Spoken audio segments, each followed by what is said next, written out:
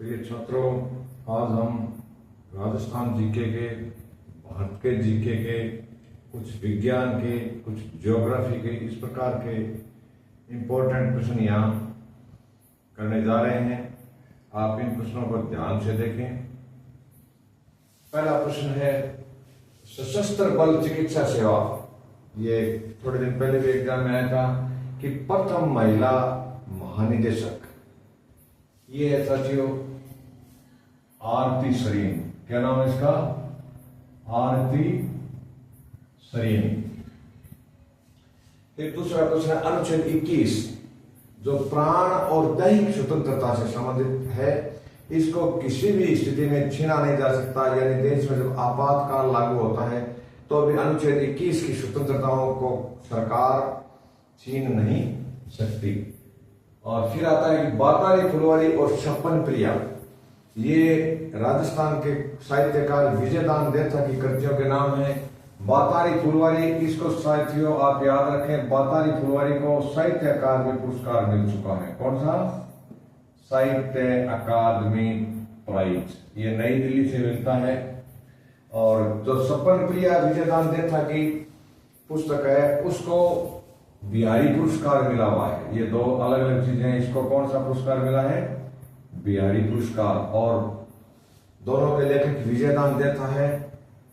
आपके further knowledge के लिए मैं बताता हूं कि विजयदान देथा जोधपुर के बोरुंदा गांव के निवासी हैं। और बोरुंदा साथियों वो ही गांव है जहां रूपायन संस्थान की स्थापना की गई थी। और रूपायन संस्थान के संस्थापक का नाम था कोमल कोठारी। कोमल कोठारी मूलतः चित्तौड़गढ़ के कपासन के रहने वाले थे, लेकिन उन्होंने पश्चिम राजस्थान के सांस्कृतिक महत्व को देखते हुए वहां के लोक वाद्यों को, लोक कलाओं को, लोक संगीत को एक नया रूप देने के लिए उन्होंने बोरुंदा में रूपायन संस्थान की स्थापना की थी, जो मूलतः राजस्थानी के साहित्यकार विजयदान देथा का गांव है। फिर आगामी प्रश्न हम करते हैं कीटाहारी पादप। ये विज्ञान का प्रश्न है।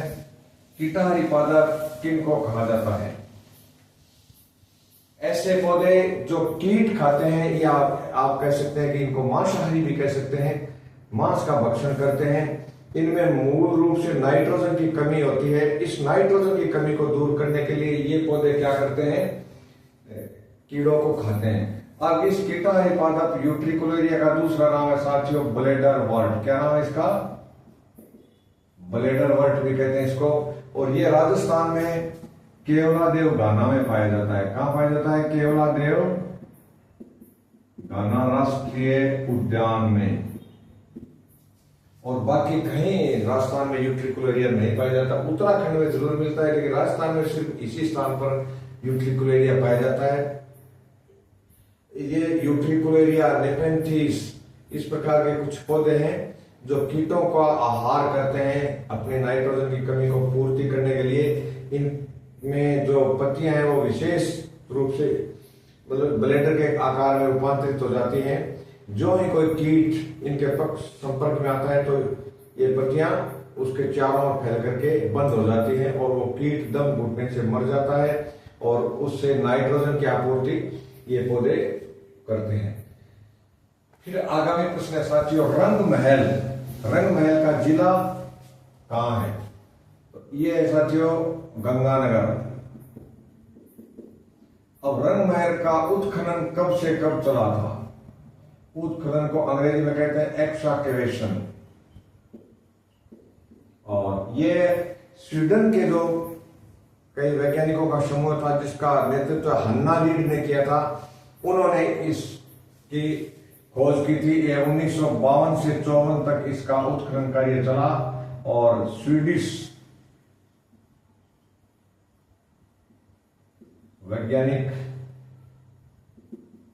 वैज्ञानिकों का समूह है जिसका नेतृत्व है स्वीडन के हन्ना रीड ने किया। किसने किया था? हन्ना रीड ने किया। यह प्रश्न कई बार आया हुआ प्रश्न है, बहुत इंपॉर्टेंट है। अब रंग महल में ऐसा क्या है जिसके लिए ये चर्चित है, उसकी ओर हम बढ़ते हैं। वो साथियों उसका जवाब है कुषाण काल के अवशेष है। यहाँ रंग महल की क्या विशेषता है? यहाँ कुषाण कालीन अवशेष हैं। कुषाण काल का जो प्रसिद्ध राजा था कनिष्क, उसके कुछ अवशेष यहाँ मिले हैं।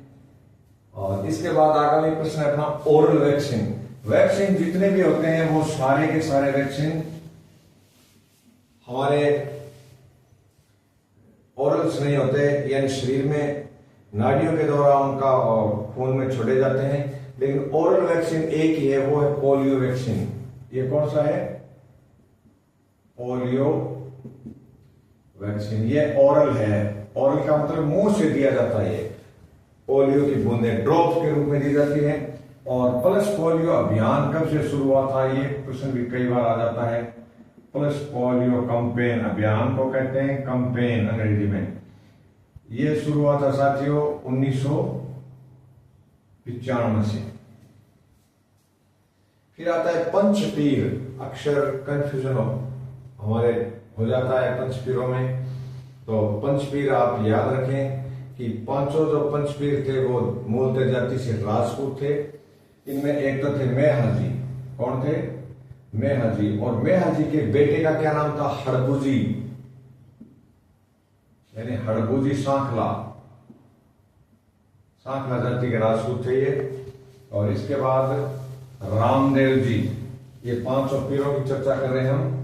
रामदेव जी, गोगा जी और बाबू जी, इनको मारवाड़ के पंच पीरों में माना जाता है। पीर वो होते हैं जिनकी पूजा हिंदू भी करते हैं और मुसलमान भी करते हैं, उनको हम पीर कहते हैं। फिर आगामी प्रश्न अपना जैन धर्म का सबसे बड़ा मेला राजस्थान में कहां लगता है? ज्यादातर प्रश्न राजस्थान के जीके के हैं। वो है चांदनगांव,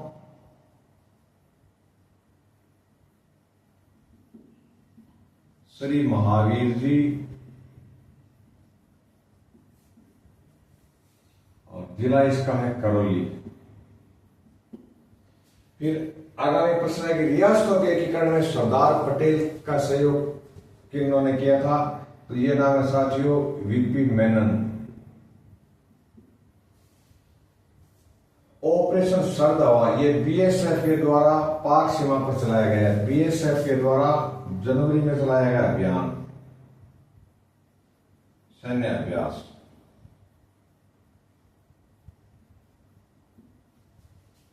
कजली तीज, यानी भादवे की जो कृष्ण पक्ष में जो तीज आती है उसको कजली तीज कहा जाता है। और इसका मेला है बूंदी में। और वैसे तीज की सवारी शब्द आए तो उसका जवाब है साथियों जयपुर, क्योंकि तीज की सवारी के लिए जयपुर विख्यात है और कजली तीज के मेले के लिए बूंदी विख्यात है। फिर आता है धूमराज। धूमराज ने क्या काम किया वो हम थोड़ा डिटेल से यहां पढ़ेंगे। यानी आबू के परमार वंश का संस्थापक कौन था? धूमराज।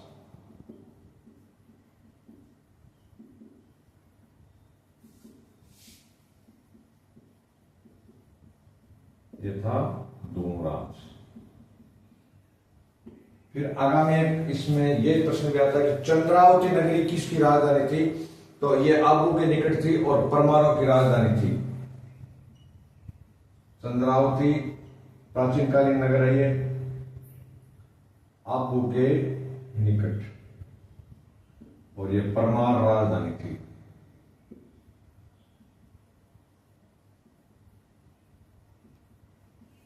इसके बाद आगामी प्रश्न है विज्ञान का प्रोटीन की कमी से होने वाले रोगों के नाम। तो प्रोटीन की कमी से दो रोग होते हैं, एक का नाम है मेरास्मस और दूसरे का नाम है क्वाशी-ऑर्कर। क्या नाम है? क्वाशी-ऑर्कर। फिर आगामी प्रश्न है विटामिन सी की कमी से होने वाला रोग, ये साथियों स्कर्वी रोग। कौन सा रोग है? स्कर्वी। और विटामिन सी की एक और विशेषता है कि ये हमारे रोगों से लड़ने में रक्षा करता है। विटामिन डी की कमी से रिकेट्स रोग होता है। कौन सा रोग होता है? रिकेट्स। और दूसरा होता है ऑस्टियोमेलेशिया। दो रोग होते हैं इससे, ऑस्टियोमेलेशिया। फिर आगामी प्रश्न है एपिग्राफी किसको कहते हैं? तो ये अभिलेखों का अध्ययन। अभिलेखों का अध्ययन एपिग्राफी कहलाता है। और न्यूमेरिस्टिक्स ये होता है सिक्कों का अध्ययन, यानी इसको हम हिंदी में मुद्रा शास्त्र भी कहते हैं, सिक्कों का अध्ययन या मुद्रा शास्त्र,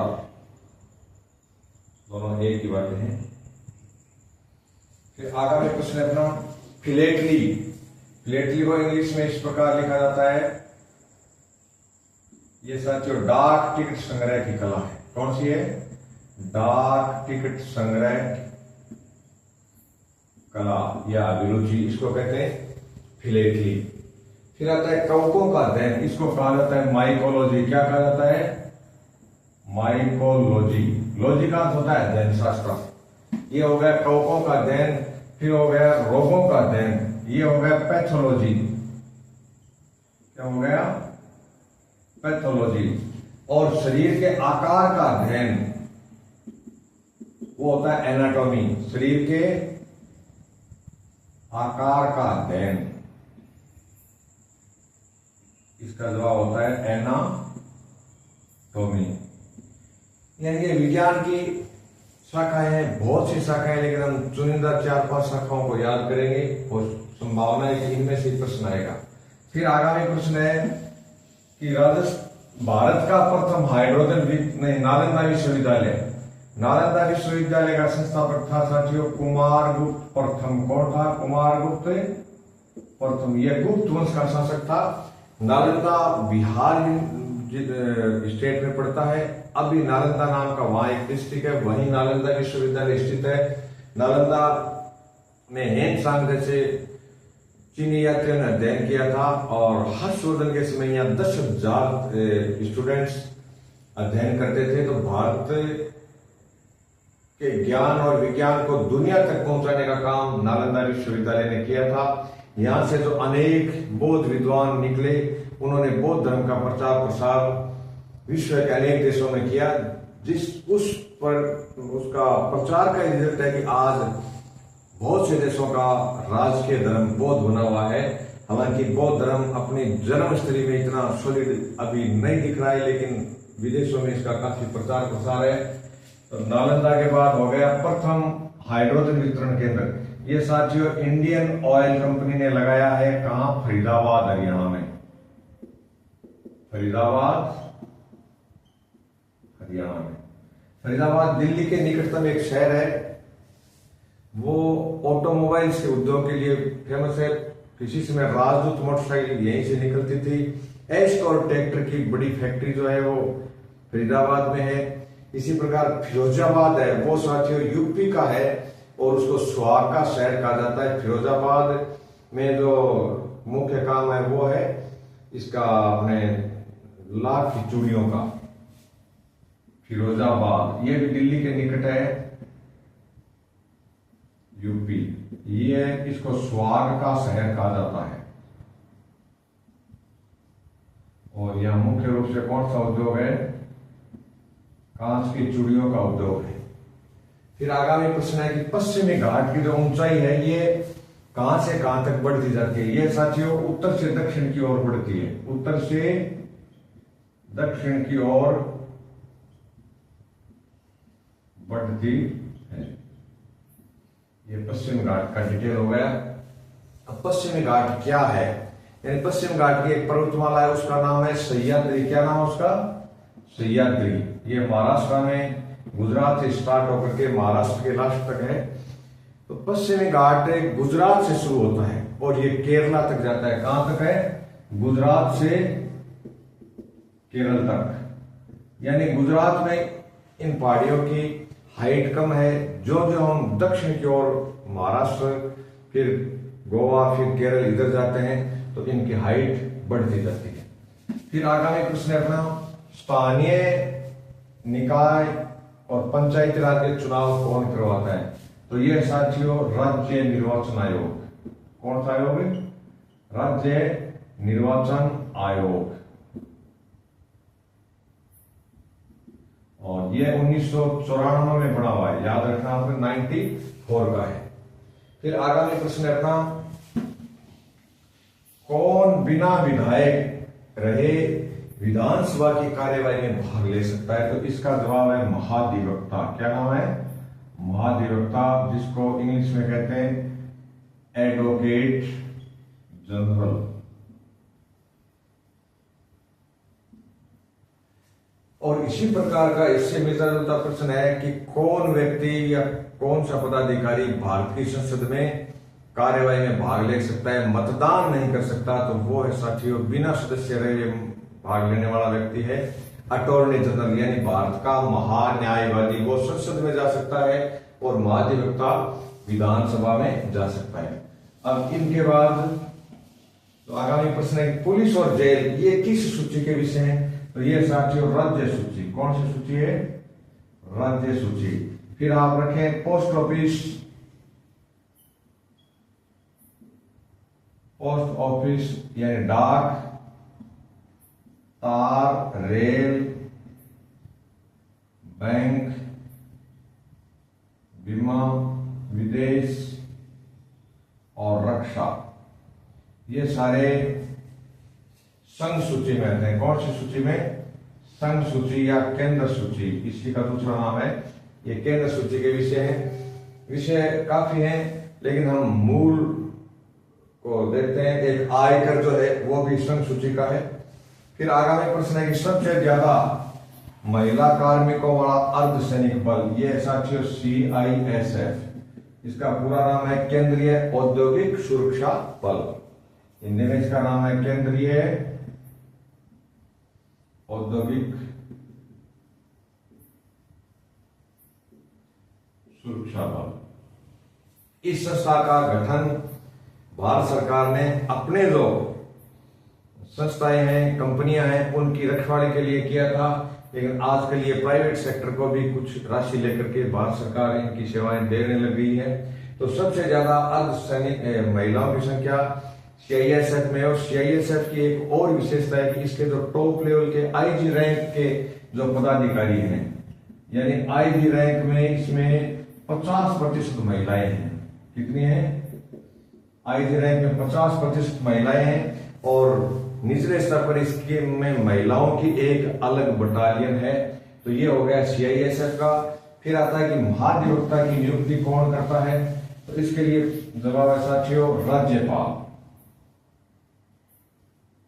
और महाधिवक्ता बनने के लिए पहली शर्त है कि वो प्रसिद्ध वकील होना चाहिए।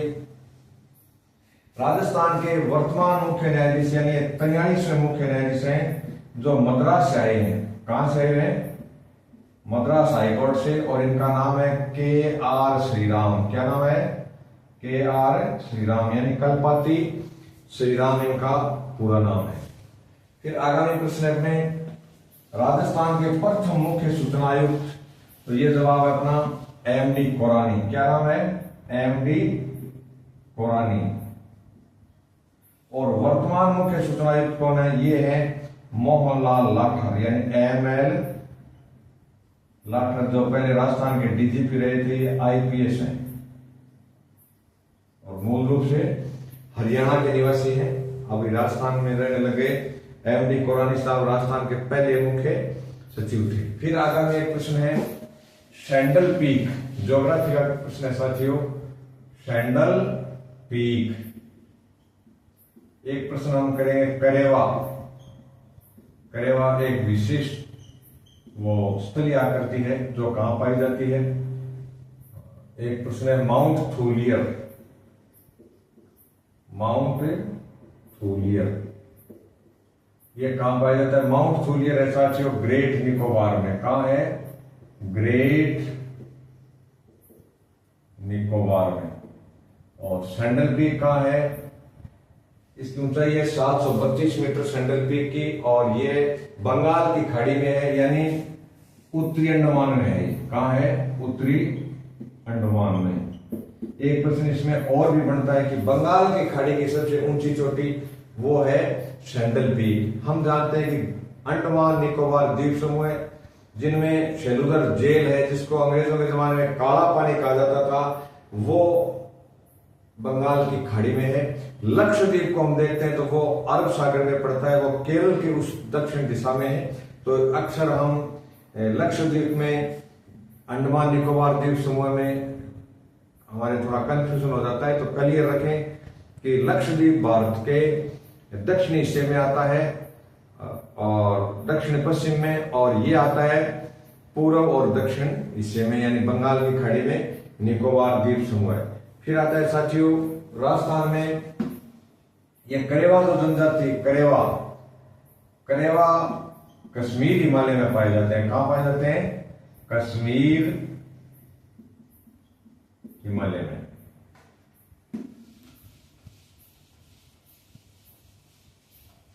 एक है राजपूतों का उत्पत्ति का अग्नि कुंड सिद्धांत, अग्नि कुंड उत्पत्ति। इसमें 4 वंश थे, यानी चौहान, चालुक्य, चौहान को कई जगह चाहमान भी लिखा जाता है, और एक हो गया प्रतिहार और परमार। परमार वंश की राजधानी हमने देखी आबू के निकट चंद्रावती नगर थी, और भोज परमार नाम का जो उज्जैन का राजा हुआ था, धारा नगरी का राजा था, वो बहुत फेमस था।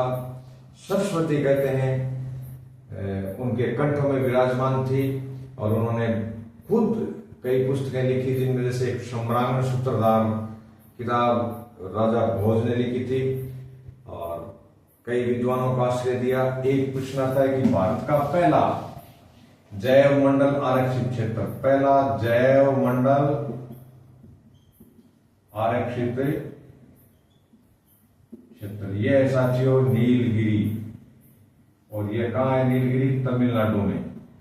और नीलगिरी में जो जनजाति पाई जाती है वो है टोडा जनजाति। कौन सी जनजाति है? टोडा जनजाति। और इस जनजाति की जो संस्कृति है, उस संस्कृति का नाम है भैंसा संस्कृति। कौन सी संस्कृति है? भैंसा संस्कृति। तो ये हो गया अपने नीलगिरी के बारे में। फिर एक प्रश्न है कि भीमबेटका की गुफाएं कहां हैं? भीमबेटका गुफाएं, ये साथियों एमपी में, यानी मध्य प्रदेश में। खजुराहो के मंदिर, ये भी एमपी में है, जो नग्न मूर्तियों के लिए विख्यात है। खजुराहो के मंदिर ये चंदेल वंश की देन है। किस वंश की है? चंदेल वंश की। चंदेलों में एक राजा था, उसका नाम था धंग। क्या नाम था? धंग चंदेल ने ये खजुराहो के मंदिर बनाए थे, और ये इनका स्टेट हो गया एमपी। तो आगामी वीडियो में और हम काफी इंपॉर्टेंट क्वेश्चन करेंगे, गणित के क्वेश्चन भी लेंगे, इंग्लिश के भी जो अच्छे अच्छे क्वेश्चन हैं, उन क्वेश्चनों को हम यहाँ विस्तार से चर्चा करेंगे। पियोन में ये डायरेक्ट आने वाले क्वेश्चन है, पियोन के लिए आप इन वीडियो को देखते रहें। फिर इसके बाद हम एसआई की और ग्राम विकास अधिकारी की एक सीरीज शुरू करेंगे। आप मेरे साथ बने रहें। जय हिंद, जय भारत।